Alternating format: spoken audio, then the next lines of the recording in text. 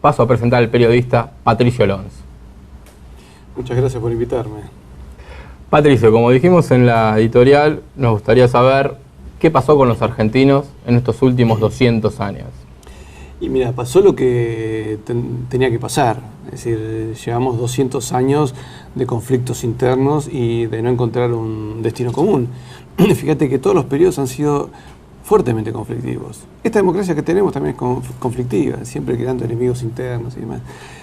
Yo creo que se parte de un error histórico. Es decir, no pueden hacer algo bien cuando te lo fabrican de afuera. Y nosotros el 25 de mayo bajamos nuestro pabellón, que en aquel momento era el pabellón español, y se subió el pabellón inglés en el Fuerte de Buenos Aires, cosa que la mayoría de los argentinos desconocen. Que el 25 de mayo se hace no por requerimiento popular, sino por una presión concreta de la flota británica, que estaba en el Río de la Plata y que estaba amenazando con disparar, y que tenía concretamente agentes dentro incluso de la primera junta. Buena parte de los miembros de la primera junta de gobierno respondían de alguna manera a Inglaterra. ¿Nombres y el mismo, de la primera junta se puede dar? Mirá, sospechoso de ser agente británico estaba Mariano Moreno, Miguel de Ascuénaga, Domingo Mateu era un catalán representante de sus propios intereses. Fray Alberti tenía intereses propios y decía defender los intereses del clero, pero en realidad defendió más sus propios intereses. Juan José Paso es una figura un poco misteriosa que siguió trabajando tras bambalinas en todos los triunviratos, en todos los gobiernos, en la Junta Grande también. Son esos políticos de corcho que no hay hora que lo hunden. Claro. Lo terminan echando rosas. Pero buena parte de los miembros de la primera Junta terminan mal. Castelli, que se burlaba mucho de la hispanidad, tal vez sería porque era de origen italiano, siempre hablaba en contra de la hispanidad, que es nuestra raíz, es nuestra identidad. Se muere al año siguiente, el 12 de octubre, el Día de la Raza, y de cáncer de lengua. Una cosa rarísima. Fray Alberti, que era un sacerdote, muere impenitente. 3 veces los médicos le advierten, 3 oportunidades, de que estaba en riesgo de morir, que pidiera los sacramentos, que era la cultura, ¿viste? La gente te decía, el mismo médico te decía, mire, usted está grave, le sugiero que llame a un sacerdote para confesarse, y las 3 veces rechaza llamar a un sacerdote. Siendo él sacerdote, ¿no es cierto? Yo creo que ni siquiera, no sé cuánto creería en Dios. Claro. Eso vos ves, hombre... Dentro del clero hay personas muy sospechosas también, dentro del clero de aquella época. Y se empiezan a borrar todas nuestras tradiciones. Fíjate que después de echar al virrey Cisneros, que Cisneros también es una figura bastante discutible, porque él viene con intereses de Cádiz, y el puerto de Cádiz en España respondía mucho a los intereses británicos que estaban ahí nomás en Gibraltar. Claro. De ahí salen buena parte de los personajes históricos que vienen al país, las logias y todos los intereses. Pero vos notás concretamente que él no hace mucho para organizar una defensa del régimen, se lo saca a Liniers. Él viene con la idea de que Liniers se vuelva a España. ¿Qué hacía Liniers, disculpame? ¿Un francés defendiendo? Bueno, porque era el tratado de familia. Vos pensás que en Francia y España gobernaba la misma familia, los Borbones, sí. Eran primos. Entonces, por ese tratado, un oficial francés podía formar parte de las fuerzas españolas y un oficial español parte de las fuerzas francesas. Tiene que ver con un sistema más propio de un origen medieval, que era así, donde las fronteras cambiaban también por casamientos, ¿no es cierto? Igual se la dieron también a Liniers, ¿no? Liniers demuestra ser el hombre más coherente y que ve lo que iba a pasar. Claro. Él se opone a la primera junta porque le conocía, le calzaba los puntos a todos los personajes de Buenos Aires. Sabía a quién respondía cada uno. Por eso incluso la idea es detenerlo, pero matarlo, no juzgarlo. Directamente a veces y lo asesinan. Y los fusileros eran fusileros ingleses que habían quedado prisioneros de la primera y segunda invasión inglesa. Que no estaban prisioneros, ya estaban trabajando para un... Comercializaban mucho. Para un nuevo régimen. Sí. Estos ingleses, incluso hubo ingleses que se quedaron en Mendoza, que cuando el ejército de los Andes cruza la cordillera se quedan ellos para vigilar un poco la retaguardia.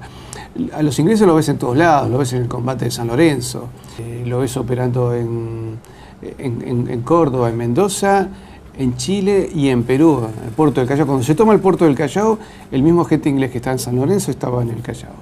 Así que evidentemente había intereses concretos de Gran Bretaña. ¿Y por qué? La idea de algunos intereses británicos, te aclaro lo siguiente, yo no soy anti-inglés, me encanta su literatura, ¿no es cierto? El mito artúrico es importante.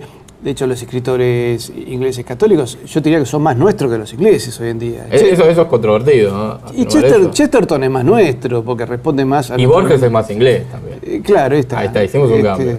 Chesterton nunca se identificó con esta política imperialista británica. O Kipling. Podría ser, en otro estilo. ¿Por qué había que romper el imperio español? ¿Viste que todo el mundo hoy habla del mercado del área Asia-Pacífico? Sí. Bien. El mercado del área Asia-Pacífico, quien tenía mayor influencia era el Imperio Español. Vos pensás que nosotros éramos compatriotas con los mexicanos, con los españoles, también con los filipinos y con Guinea Ecuatorial. Entonces, por ejemplo, en todo el área Asia-Pacífico, la moneda que imperaba era la onza de plata castellana, que era una moneda de las Indias. Las Indias éramos nosotros, es decir, el Imperio Español en América. Y con esa moneda se comercializaba en China, en las Islas Marshall, en Indonesia, en Japón, en la India. Y los ingleses querían quedarse con ese mercado. Y los ingleses tuvieron una política de siglos. Alrededor del 1600 y pico logran penetrar en la India, producen grandes hambrunas para evitar la siembra de cereales y que se sembrara opio, y con el opio penetraron en China, ya que los chinos no querían comercializar con Inglaterra. Inglaterra iba con sus hilados de Manchester y los chinos ya tenían la seda. ¿Y a qué debes la penetración inglesa? Y la penetración inglesa, yo creo que hubo un proyecto completo de poder global, ¿no es cierto? Global. Con la capitalización que ellos hicieron en la India, se hace buena parte de la banca moderna, que tiene algunos nombres chinos, pero en el fondo son bancos ingleses. Yo creo que terminan respondiendo a algún sector de la City londinense. Puede ser también, ese grupo de poder siempre existe. Pero vos fíjate que buena parte de esa banca también domina la Falkland Island Company, que está relacionado con el Barclays Bank de Londres. El Barclays Bank de Londres está relacionado con la Barrick Gold, que es la que explota toda nuestra minería. Y que en el fondo siempre estuvieron detrás de grupos subversivos y demás, tanto en el siglo XVIII y XIX como en el siglo XX. Acuérdate del año 1974, el escándalo durante el gobierno de Perón, que hubo un escándalo con la embajada inglesa, con un diplomático llamado Bishop, porque en buques y aviones ingleses se había encontrado armamento que venía destinado a grupos subversivos. Hoy en día la embajadora británica dijo que ella apoya a las abuelas de Plaza de Mayo para mejorar la custodia de los militares presos que lucharon contra la subversión. Lo dijo ella, ¿no es cierto? No es que lo dice otro. Así que vos ves una política tenaz durante siglos. Tan fuerte era nuestra moneda que incluso había también otra moneda que se llama el taler español, que fue la base del dólar norteamericano. Ya que, ¿qué hacen los ingleses cuando las 13 colonias se independizan? Lo primero que hacen es sacar el metálico es el circulante, la plata. Entonces los norteamericanos, al quedarse sin dinero, o sea, al parársele la economía, toman el taler español. Y luego empiezan a emitir una moneda que era moneda basada en el taler español. Y ves billetes, que es Spanish Millet Dollar, que duraron hasta 1854. O sea, era muy fuerte la economía nuestra. Después hay toda una leyenda negra de si los españoles abusaban esto o aquello. Hay esa leyenda que hay que conocerla. ¿Vos qué pensás? ¿Abusaban? Mira, tienen mala fama los españoles. Eva Perón dijo, esa leyenda fue para engañarnos. Y se engaña el que quiere ser engañado. Porque primero vos tenés que estar en una dimensión. Para nosotros teníamos un imperio que llegaba desde el Mississippi hasta el Pacífico, y desde Oregon y parte del Canadá, podemos decir hasta la Antártida, porque la Antártida fue descubierta por un marino español. Y después llegaba desde Reino de Dos Sicilias y Flandes hasta Filipinas. Y se intercambiaban, entre nosotros había un fuerte intercambio. Martín de Álzaga, una de las figuras de las invasiones inglesas, era el presidente de la Cámara de Comercio con Filipinas. Y había funcionarios, hubo 10 gobernadores mexicanos que fueron filipinos. Como también hubo un criollo colombiano. Consideremos que éramos todos compatriotas. Era un, claro, no veas al colombiano como... No puedes ver al colombiano en el siglo XVIII como un extranjero. Hubo un colombiano que fue regente de España. El regente es el que cumple la función del rey cuando el rey está incapacitado. Entonces, hubo muchísimas figuras que se intercambiaban. Nosotros éramos compatriotas con Guinea Ecuatorial, y por ejemplo eso el argentino no lo sabe. Y nosotros, cuando nos desmembramos, vos pensás lo siguiente. Uno ve la Argentina, ve un triangulito. Perdimos la banda oriental. Fíjate que tenés mucho más parecidos a veces con un uruguayo que con un habitante de otra provincia, ¿cierto? Perdimos el sur de Brasil, perdimos Paraguay, perdimos el Alto Perú, perdimos regiones que estaban arriba de Bolivia y Paraguay, que eran parte del territorio brasileño. Perdimos la posibilidad de una alianza, perdimos la salida del Pacífico que había por Bolivia, el sur de Chile. Perdimos la posibilidad de hacer un Estado con Chile, de un Estado común con Perú y con Ecuador. Ahí tenés 10. Perdimos también Guinea Ecuatorial. Perdimos las Islas Georgias, Sandwich, bueno, perdimos todo, Malvinas, digamos, perdimos claro. el mar argentino. Y por último, en febrero del año pasado, perdimos prácticamente la Antártida. Ya están ahí, porque ¿no? Inglaterra dijo, primero, desconoció el Tratado Antártico. La sede del Tratado Antártico Internacional está en Buenos Aires. Claro. Y ellos dijeron que ahora la Antártida Argentina se llama Tierra de la Reina Isabel II y desconocen totalmente nuestros derechos. Me gusta más que sea Antártida Argentina. Vos podés decir, bueno, pueden cambiarle el nombre, pero sigue siendo nuestro. Claro. No, porque la están ocupando con bases, con rompehielos. Y la política de nuestros gobiernos en estos últimos 30 años ha sido destruir todo el aparato militar, incluyendo todo el servicio antártico. El rompehielos Irizar. Me tocó Metallica en la Antártida. El rompehielos Irizar todavía está ahí medio abandonado. Los aviones que iban a la Antártida también tienen problemas a veces para viajar. En las Islas Orcadas, la gente que está en Orcadas dijo que ya tenían problemas ya para alimentarse, porque no estaban llegando.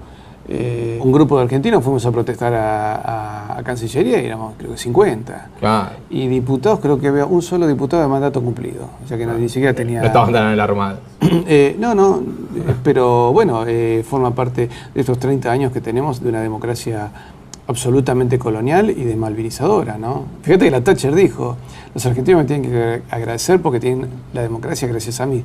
Fue una democracia impuesta al frío de la derrota del 14 de junio en Puerto Argentino en 1982. Entonces no tenemos una democracia real. Pero él mismo advirtió, dice, si nosotros nos derrocan, si nos sacan, pero advierte que si el último gobierno peronista era derrocado, la democracia años después iba a volver, pero iba a ser una democracia totalmente al servicio de intereses foráneos. Ella veía que iba a pasar también una dictadura en el medio, que iba a ser una dictadura entreguista. Hay versiones de que Eve Bonafini responde a intereses británicos. Mira, yo lo que te puedo decir es que todo grupo que sea disociante en el país, que en vez de buscar... ¿Vos considerás a madres y abuelas disociantes? Mirá, yo creo que están permanentemente enfrentando, persiguiendo. Su objetivo es la destrucción de las Fuerzas Armadas, ¿no? El encarcelamiento de un grupo de militares, porque es un permanentemente ataque a incluso oficiales jóvenes que incluso nacieron muchos años después de la dictadura, o sea que no tienen ninguna relación, ¿cierto? Es más, hoy tomás un general y como mucho debe haber sido cadete en el último año de la dictadura militar, no tiene ninguna relación, y se va buscando el desprestigio permanente. Entonces eso no es búsqueda de justicia, es búsqueda de venganza. ¿Y por qué intereses ingleses particularmente puede llegar a responder? Inglaterra concretamente ha operado contra nosotros desde 1711. ¿Cierto? Ya en 1711 se publica un tratado en Londres, Cómo humillar al Imperio Español. Y nosotros éramos eso. Y de hecho, fíjate que teníamos una influencia hasta lo que hoy es Estados Unidos. Quedan resabios en nuestra simbología. El Regimiento 1 de Patricios todavía desfila con las aspas de Borgoña, ¿no? Esa bandera blanca con la cruz de San Andrés roja, que esa es una bandera común a toda América. Y incluso en Estados Unidos, viste que ellos también tienen bandera por estados. El estado de Alabama, la bandera que tienen son las aspas de Borgoña, pero como ellos habían sido parte de España, dejaron esa bandera. Vos tenés en 6 estados de Estados Unidos simbología hispánica. El mismo dólar. El signo pesos es AS con 2 barras, sí. Quiere decir Spain, España, ¿sí? Y las 2 columnas son las columnas de Fernando el Católico, que puso plus ultra, o sea, más allá de las columnas de Hércules, que eran Gibraltar y Ceuta, ¿no es cierto? O sea que había que llegar más allá. Y España tuvo una vocación realmente civilizadora. Antes de España, el planeta era un planeta inconexo, es decir, no se conocían. O sea, había alguna idea de que había algo en un Marco Polo, vuelta por ahí. Y el norte de África. Pero no se sabía que había un continente en medio. Igual sí. fue medio de casualidad que se dieron. Sí, ¿no? claro, porque... Y no fue un español el que llegó, fue un genovés. No, está bien, pero a ver, no tenés que verlo hoy con la mentalidad moderna de que vos naciste en tal país y sos de tal país. Obvio. Es una empresa española. Claro. Que haya sido un marino genovés, incluso sobre eso hay discusiones, ¿no es cierto? Hay una línea histórica que dice que es genovés y hay otra línea histórica que dice que era español. No es algo seguro. Se están haciendo todavía investigaciones de ADN con los descendientes y hay descendientes de Colón que son herederos de todos los títulos nobiliarios de Colón, aunque no se ejerzan, ¿no es cierto? Claro. Pero en realidad éramos un imperio poderoso, a punto tal que, fíjate que hay casamientos entre dinastías españolas y dinastías incaicas. De hecho, creo que Felipe V, cuando asume como rey de España, también asume como 22º emperador del Perú. Claro. Porque los peruanos lo reconocen. Y los peruanos en eso han sido los más inteligentes. Ellos cuando te hablan de su historia te hablan de la parte aborigen, del Imperio Español y de lo que vino después. Todo eso forma parte de la riqueza histórica peruana. Nosotros hacemos un corte. Fíjate que tenés un gobierno que dice que nacimos en 1810. Eso ha llevado tal mezcla de ideas que el otro día escuché una chica diciendo que en 1810 Cristóbal Colón invadió Buenos Aires. Vos te das cuenta que hay una suerte de delirio y un desconocimiento, una ignorancia supina. Adrede, ¿no? Me imagino. Pero por supuesto, porque si a vos te hacen ver, Nicolás, que te dicen, no, mira, vos en realidad eras mucho más grande. En realidad eras un imperio. En realidad eras bioceánico. En realidad estabas en todos los continentes. Vos tomás conciencia de grandeza y dices, bueno, entonces yo puedo recuperar esa grandeza y puedo enfrentar a los grandes poderes. Claro. En cambio, te convence que no, tenés que ser chiquitito y que tenés que seguir todavía más chiquitito. O sea, podés perder la Patagonia, podés perder el gran noroeste argentino, que hay un proyecto también ahí con tufo a secesión. La Patagonia prácticamente está desguarnecida. Contanos un poquito, hablando del sur, el tema Malvinas, que la gente a veces no la tiene muy clara. Dice, no, eran de los ingleses, nunca fueron de los ingleses. No, las Malvinas, yo recomiendo para eso el blog El Malvinense, que es lo más completo que hay, que han hecho una investigación hasta el siglo XV. Las Malvinas siempre fueron territorio español, le heredamos nosotros como corresponde. Lo que pasa es que hubo ingleses, holandeses que anduvieron. Lo que pasa es que era una zona que se podía meter cualquiera. Bernet, cuando es nombrado gobernador, pide que le manden un destacamento de soldados y por lo menos un buque de guerra, porque permanentemente le estaba capturando bucaneros y ¿cómo se llama? Pesqueros ilegales ingleses u holandeses, ¿no es cierto? ¿Qué otro prototipo de...? Sebal, viviste en las Islas Sebal, era por un holandés, Sebal que anduvo por ahí también. No sabía. Holanda también, en su momento Francia también. Francia luego reconoce la soberanía española y las devuelve, pero tuvieron su impronta, de ahí que están las islas del Conde de Bougainville, ¿no es cierto? ¿Es cierto que Rosas quiso entregar las Malvinas? No. Eso también es un rumor, ¿no? No. Yo lo que te digo es lo siguiente. Pues Rosas es un prototipo de la defensa de la soberanía argentina. Rosas concretamente fue un hombre que se puso de pie. Algunos hacen críticas idiotas, dicen, bueno, pero en vuelta obligado él no peleó. Pero es que el jefe de Estado nunca va y pelea en la trinchera. Claro, Churchill y a Hitler y a Stalin con una bayoneta en la mano. Dicen que se escapó y que se fue justamente a Inglaterra, que era el país enemigo por antonomasia del Yo creo que, mira, yo te diría que fue más bien en calidad de rehén. Yo creo que fue más así. ¿Puedo decir que lo sí. Pero no lo canjearon nunca? Era un hombre que incluso él es el primero que logra un acuerdo con los indios, incluso con una campaña que fue severa. Murió más gente en la campaña de Rosas contra el indio que en la campaña de Roca. Eso tampoco se sabe. No, en la campaña de Roca se habla de 2.800 indios muertos. En la de Rosas, que fue 50 años antes, 3.500. Si no, la Patagonia sería inglesa, holandesa o chilena. Vos pensás que los indios del sur firmaban tratados. La iglesia había evangelizado y había vuelto letrados a buena parte. Pero los indios del sur firmaron tratados con España, muchísimos, con el gobierno argentino obviamente, pero también tienen tratados firmados con Holanda, con Francia, con Inglaterra y con el insólito Antoine de Tunens, rey de la Patagonia, aquel francés loco que vino y se hizo llamar rey de la Patagonia y la Araucanía. Es decir, firmaban acuerdos, porque para ellos les da lo mismo. ¿Pero entendían los acuerdos? Sí, por supuesto. Y en eso hay que hacer una reivindicación del verdadero indigenismo. Vos pensás que después de la primera invasión inglesa, vinieron 16 caciques al Cabildo de Buenos Aires y dicen, le reprochamos a nuestro buen rey soberano Fernando VII que no nos tomó en cuenta para echar a la canalla inglesa. Y para la segunda invasión inglesa, los indios prepararon 30.000 indios y 100.000 caballos para pelear. Entonces se los destinó a toda la custodia de la costa atlántica. Se dice que algunos de ellos atacaron a caballo, parte de la tropa de Whitelock. Pero sí, los indios de hecho luego siguen fieles al rey hasta 1834. Así que no se enteraron nunca, digamos. No, ellos discúlpame, yo estoy escuchando música que de fondo. Es que estamos cerrando el programa, claro, estamos cerrando el programa. Bueno. Estamos cerrando el programa. Discúlpame. Hay que redondear por eso. Entonces, los ingleses permanecieron fieles en contra de la revolución porque perdieron todos sus derechos. Claro.